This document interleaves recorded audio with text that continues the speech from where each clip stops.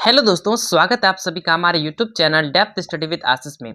दोस्तों, इस वीडियो में मैं कक्षा 12वीं का राजनीतिक विज्ञान अर्थात पॉलिटिकल साइंस का बुक 1 जिसका नाम है स्वतंत्र भारत में राजनीति, इस बुक से संबंधित हम लोग जो है मोस्ट इंपॉर्टेंट सब्जेक्टिव क्वेश्चंस इस वीडियो में डिस्कस करने वाले हैं। दोस्तों, इसके अलावा मैंने जो है बहुत सारे ऑब्जेक्टिव और सब्जेक्टिव क्वेश्चंस बनाए हैं जो कि आपके एग्जाम के लिए बहुत ही ज़्यादा इंपॉर्टेंट है।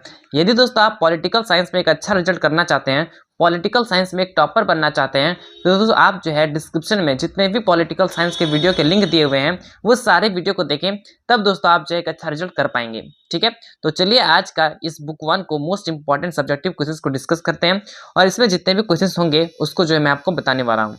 यहाँ पे सबसे पहला प्रश्न है, मोस्ट इंपॉर्टेंट क्वेश्चन है कि भारतीय संविधान के प्रमुख विशेषताएं लिखिए। ठीक है, ये जो क्वेश्चन दोस्तों आपको 5 नंबर में पूछे जाने का पूरा संभावना है। ठीक है, तो इसको आप 5 नंबर में कैसे लिखेंगे चलिए मैं आपको बताता हूँ।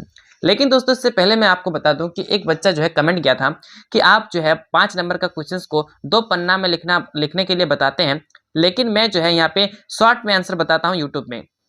इस तरह का बच्चा एक कमेंट किया था, तो इसका आंसर मैं आपको बता दूं। आप ध्यान दीजिएगा, वो बच्चा यदि देख रहा है वीडियो को तो मैं आपको बता दूं कि देखिए, इस वीडियो को बनाने का मकसद मेरा ये है कि आप जो है सबसे पहले इंपॉर्टेंट क्वेश्चन आपको मिल जाएगा।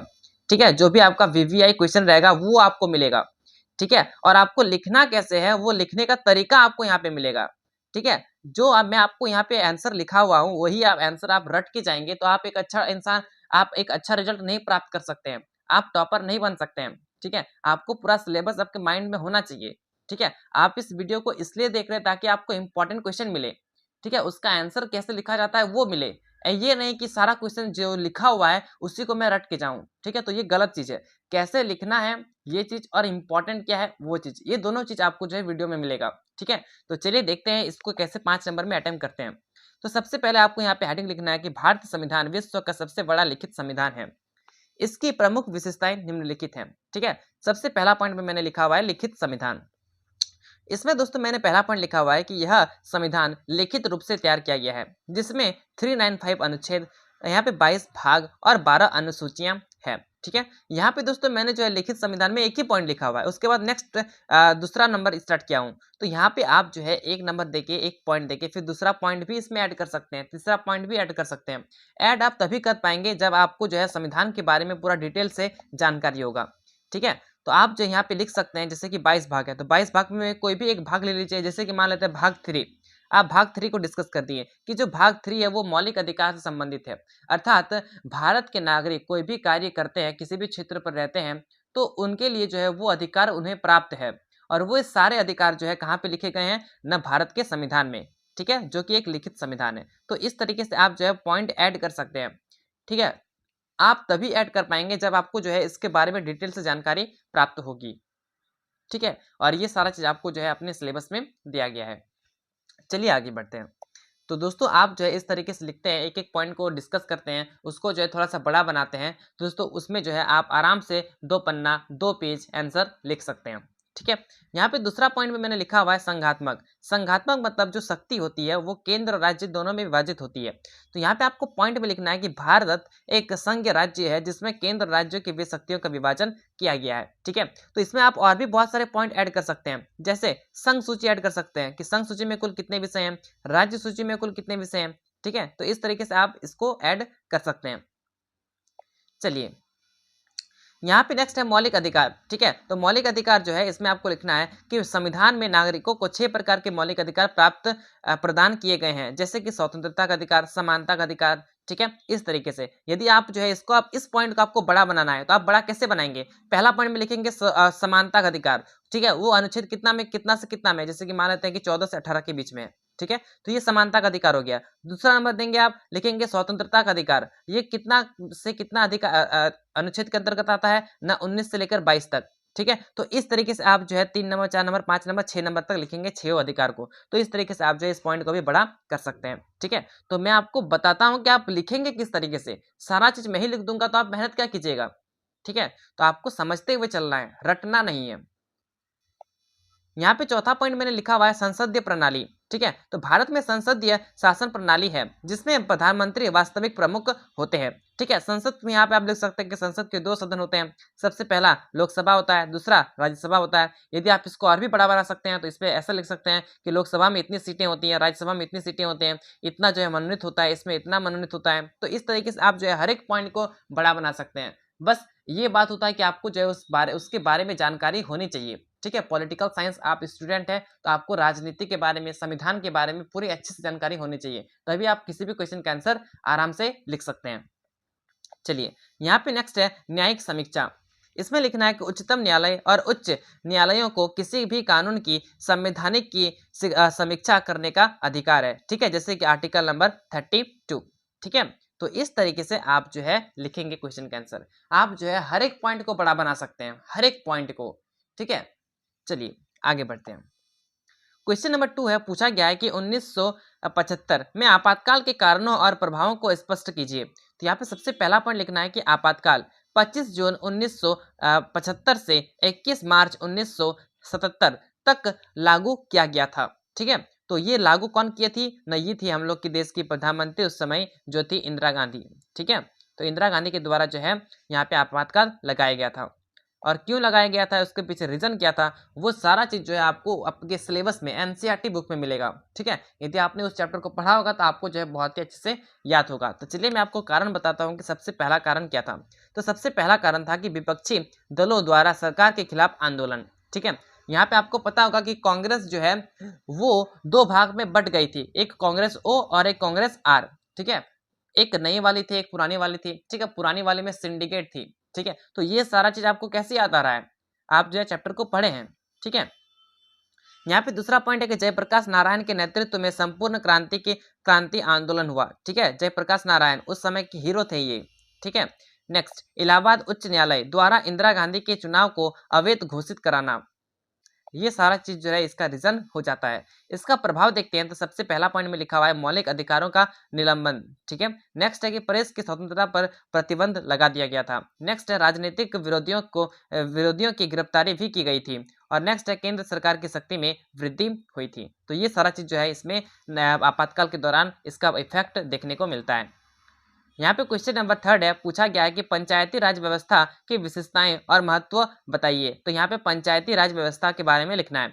तो सबसे पहला पॉइंट आप लिखेंगे कि पंचायती राज व्यवस्था भारतीय लोकतंत्र का एक महत्वपूर्ण अंग है। ठीक है। उसके बाद इसकी विशेषताएं लिखेंगे। तो सबसे पहला पॉइंट आप विशेषताएं लिखेंगे कि ये जो है त्रिस्तरीय संरचना है, अर्थात पहला स्तर में ग्राम पंचायत आता है, दूसरा में पंचायत समिति आता है और तीसरा में जो है जिला परिषद आता है। ठीक है। इसमें जो है महिलाओं के लिए 33% आरक्षण है।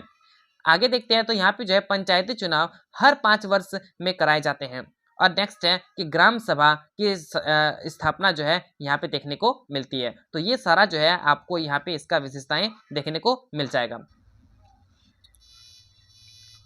चलिए इसका महत्व देखते हैं। तो यहाँ पे महत्व में पहला पॉइंट में लिखना है कि ग्रामीण विकास को बढ़ावा देना। दूसरा में आपको लिखना है कि जनता की भागीदारी सुनिश्चित करना। और तीसरा पॉइंट में है कि स्थानीय समस्याओं का समाधान। ठीक है। तो ये सारा चीज जो है यहाँ पे आपको महत्व लिखना है। इसके अलावा भी दोस्तों आप यदि इसके बारे में अच्छे से नॉलेज रखते हैं तो इसमें जो और भी आप जो है इसके बारे में लिख सकते हैं। ठीक है। आगे बढ़ते हैं। यहाँ पे क्वेश्चन नंबर 4 है, पूछा गया है कि भारत में भाषा नीति क्या है, समझाइए। तो चलिए देखते हैं। तो भारत में भाषा नीति संविधान के अनुच्छेद 343 से 351, ठीक है, 343 से 351 तक वर्णित है। यहाँ पे इसका मुख्य बिंदु देखते हैं। तो सबसे पहला पॉइंट में लिखना है कि हिंदी को जो है राज्य भाषा घोषित किया गया है, अंग्रेजी को सह राज्य भाषा के रूप में अपनाया गया है। तीसरा पॉइंट में है कि राज्य को अपनी क्षेत्रीय भाषा को राजभाषा के रूप में अपनाने की स्वतंत्रता है। ठीक है। और चौथा पॉइंट में है कि अल्पसंख्यक भाषाओं की रक्षा का प्रावधान किया गया है। ठीक है। तो ये 4 पॉइंट आपको यहाँ पे लिखना है। चलिए क्वेश्चन नंबर 5 है, पूछा गया है असम आंदोलन के कारण और परिणाम लिखिए। तो सबसे पहले आपको कारण लिखना है, उसके बाद परिणाम पूछा गया था, उसके बाद जो है आपको परिणाम लिखना है। तो यहाँ पे कारण में सबसे पहला पॉइंट लिखेंगे कि बांग्लादेश से अवैध प्रवासियों का आगमन हुआ था। नेक्स्ट लिखना है कि स्थानीय लोगों के रोजगार पर खतरा थी। और नेक्स्ट है कि असम की सांस्कृतिक पहचान पर भी खतरा था, जिस कारण बस यहाँ पे जो है असम आंदोलन हुआ था। इसका परिणाम देखेंगे तो यहाँ पे परिणाम में सबसे पहला पॉइंट लिखना है कि असम समझौता हुआ था। कब? 1985 पर हस्ताक्षर हुआ था। ठीक है। नेक्स्ट पॉइंट में लिखना है कि अवैध प्रवासियों की पहचान और निर्वासन हुआ था। और अंतिम पॉइंट में आपको लिखना है कि असम गण परिषद का गठन हुआ था। ठीक है, तो ये 3 पॉइंट आपको यहाँ पे लिखना है। आगे बढ़ते हैं तो क्वेश्चन नंबर 6 से पूछा गया है कि भारत की विदेशी नीति के मूल सिद्धांतों की व्याख्या कीजिए। तो यहाँ पे भारत की विदेश नीति निम्नलिखित सिद्धांतों पर आधारित है। सबसे पहला आपको जो है गुटनिरपेक्षता लिखना है। ठीक है, तो भारत किसी भी सैन्य गुट में शामिल नहीं होता, अर्थात ना भारत यूएसएसआर में शामिल हुआ था और ना ही यूएसए में। ठीक है, इन लोग का खुद का अपना गुट था, वो था गुटनिरपेक्षता। ठीक है, यहाँ पे नेक्स्ट लिखना है पंचशील समझौता, जो कि भारत और चीन के बीच हुआ था। इसमें जो है एक दूसरे की संप्रभुता का सम्मान करना था। इसमें जो है आंतरिक मामलों में हस्तक्षेप करना था। और ये नेक्स्ट पॉइंट में है कि शांति से सहअस्तित्व बनाए रखना था। दोस्तों आप कमेंट करें कि पंचशील समझौता जो है वो कब हुआ था। ठीक है, इसका आंसर आपको कमेंट बॉक्स में कमेंट करना है। नेक्स्ट तीसरा पॉइंट में मैंने लिखा हुआ है वैश्विक शांति की स्थापना। नेक्स्ट है उपनिवेशवाद का विरोध। और अंतिम पॉइंट है विश्व स्तर पर आर्थिक सहयोग। दोस्तों इसके अंदर में भी आप पॉइंट लिख सकते हैं। ठीक है, चलिए नेक्स्ट है 7 नंबर। पूछा गया है कि गैर कांग्रेसवाद से आप क्या समझते हैं। तो गैर कांग्रेसवाद एक राजनीतिक अवधारणा है जिसमें अंग्रेज विरोधी दल ने मिलकर चुनाव लड़ने का निर्णय लिया। ठीक है, तो इस तरीके से आप जो है गैर कांग्रेसवाद का परिचय देंगे। उसके बाद इसके बारे में यदि आपको लिखना है तो सबसे पहला पॉइंट में इसका कारण लिखेंगे कि पहला पॉइंट है कि कांग्रेस की एकाधिकारवादी नीति है। नेक्स्ट लिखना है कि भ्रष्टाचार के आरोप। नेक्स्ट पॉइंट लिखना है 1967 के चुनाव के बाद क्षेत्रीय दलों का उदय। ठीक है, तो ये सारा चीज आपको यहाँ पे लिख देना है। आगे बढ़ते हैं तो क्वेश्चन नंबर 8 पूछा गया है कि शीत युद्ध के प्रभाव को स्पष्ट कीजिए। ठीक है, यहाँ पे आपको प्रभाव लिखना है। तो प्रभाव में क्या होगा यहाँ पे देखते हैं। सबसे पहले जो है शीत युद्ध का समय पीरियड लिखेंगे, जो कि 1945 से 1991 अर्थात द्वितीय विश्व युद्ध समाप्त होता है। ठीक है, ये जो है स्टार्ट होता है। और 1991 जब यूएसएसआर समाप्त हो जाता है तो तब तक। ठीक है, तो ये जो है शीत युद्ध का समय पीरियड रहता है, टाइम पीरियड रहता है। ठीक है, जिसमें अमेरिका और सोवियत संघ यूएसए और यूएसएसआर के बीच जो है वैचारिक संबंध संघर्ष देखने को मिलता है। तो यहाँ पे प्रभाव में आपको लिखना है।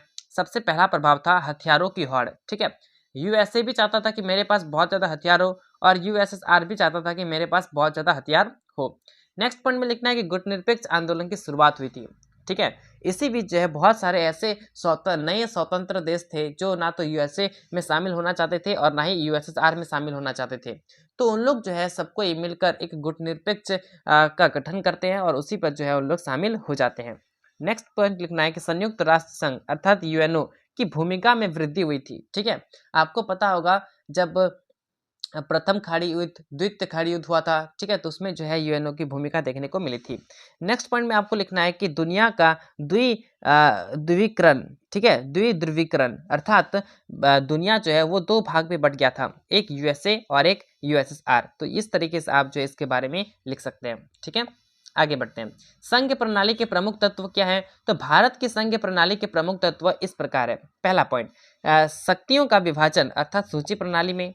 नेक्स्ट है कि द्विस्तरीय शासन प्रणाली है। नेक्स्ट है स्वतंत्र न्यायपालिका है। और अंतिम पॉइंट में लिखना है आपको संविधान की सर्वोच्चता है। ठीक है, यहाँ पे जो है सबसे बड़ा मान लेते हैं एक राजा, वो है संविधान। ठीक है, भारत में सब चीज संविधान के अकॉर्डिंग चलती है। हर एक चीज नियम कानून के अनुसार, चाहे वो कितना भी बड़ा प्रधानमंत्री क्यों ना हो, कितना भी बड़ा स्टूडेंट क्यों ना हो, कितना भी बड़ा टीचर क्यों ना हो, सारा चीज जो है संविधान के अकॉर्डिंग ही होता है। नियम कानून के अनुसार ही सभी को चलना पड़ता है।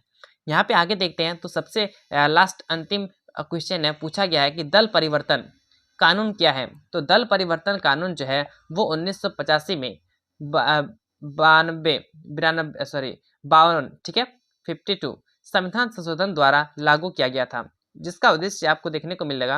यहाँ पे सबसे पहला पॉइंट में उद्देश्य है कि विधायकों के दल बदलने पर रोक लगाना, और नेक्स्ट है कि राजनीतिक स्थिरता बनाए रखना। यहाँ पे प्रावधान देखेंगे तो सबसे पहला पॉइंट मैंने लिखा हुआ है कि अगर कोई विधायक स्वेच्छा से पार्टी छोड़ता है तो उसकी सदस्यता समाप्त कर दी जाएगी। ठीक है, नेक्स्ट पॉइंट, 2/3 मत, ठीक है, 2/3 मत के हाथ के साथ पार्टी में विलय होने पर दल बदल को मान्यता दी जाएगी। मतलब कोई भी मान लेते हैं कि एक पार्टी है जिसमें 300 मेंबर है, अगर मान लेते हैं कि इस 300 में से 200 मेंबर चाहते हैं कि नहीं, वो जो इंसान है वो आना चाहते हैं मेरे पार्टी में, तो आ सकते हैं, तो इन लोग जो है इसको मान्यता देनी ही पड़ती है। ठीक है, तो ये रहा दोस्तों आप लोगों का बुक 1 का मोस्ट इंपॉर्टेंट सब्जेक्टिव क्वेश्चन, जो कि आपके एग्जाम के लिए बहुत ही ज़्यादा इंपॉर्टेंट था। दोस्तों आप डिस्क्रिप्शन को एक बार जरूर चेक करें, वहाँ पे बहुत सारे महत्वपूर्ण वीडियो के लिंक दिए गए हैं जो कि आपके एग्जाम के लिए बहुत ही ज़्यादा इंपॉर्टेंट है। दोस्तों बुक 2 का भी वीडियो मैं जो है जल्दी अपलोड कर दूंगा। आप सभी से अनुरोध है कि आप सभी जो है उस वीडियो को भी देखेंगे, अपना रिजल्ट में एक अच्छा मार्क्स प्राप्त करेंगे। चलिए मिलते हैं नेक्स्ट वीडियो में, तब तक के लिए जय हिंद, जय भारत।